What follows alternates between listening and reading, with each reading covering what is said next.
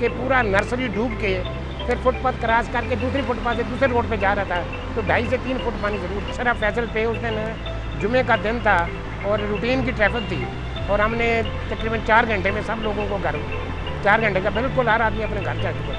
नहीं हम कहीं नहीं गए, 4 घंटे में अपने मुलाजिमों के साथ वहाँ मौजूद रहा। बारिश होती रही, हम वहीं खड़े रहे कि हम पहले लोगों को घर भेजेंगे, लोग अपने घर जाएंगे, फिर हम अपने घर जाएंगे। एक भी गाड़ी फास्ट ट्रैक में, क्योंकि एक लाइन चल रही होती है, एक लाइन चल रही है, अगर वही गाड़ी ख़राब हो जाए वहाँ खड़ी रहे तो पीछे से पूरी लाइन रुक जाएगी। आगे वाले को पीछे वाले को नहीं पता कि गाड़ी क्यों खड़ी है, लेकिन अगर आगे वाली गाड़ी को धक्का दे के साइड पे कर देंगे तो पिछले वाली लाइन चल पड़ेगी। अपने बच्चों को स्कूल नहीं छोड़ते हैं, लेकिन दूसरों के बच्चों के लिए आते हैं क्योंकि हमारी ड्यूटी है, क्योंकि बच्चा लेट नहीं हो जाए, हमारी वजह से लेट नहीं हो जाए। कोई भी मुश्किल टाइम हो, गर्मी हो, सर्दी हो, बारिश हो, आपने हर टाइम ड्यूटी करनी है, ये हमारी ट्रेनिंग का हिस्सा होता है। आवाम से ये अपील करें कि वो सब्र करें, क्योंकि एकदम तो साहब नहीं निकल सकते ना।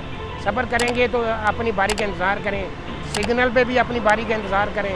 1 मिनट का होता है टाइम, 1 मिनट भी हमारी कौम जो है ना वो सब्र नहीं कर सकती। बहुत अच्छा लगा, हमें भी अच्छा लगा, मेरे घर वालों को भी अच्छा लगा, मेरे दोस्तों को भी अच्छा लगा, हमारे जो ट्रैफिक के अफसरान हैं उनको भी अच्छा लगा।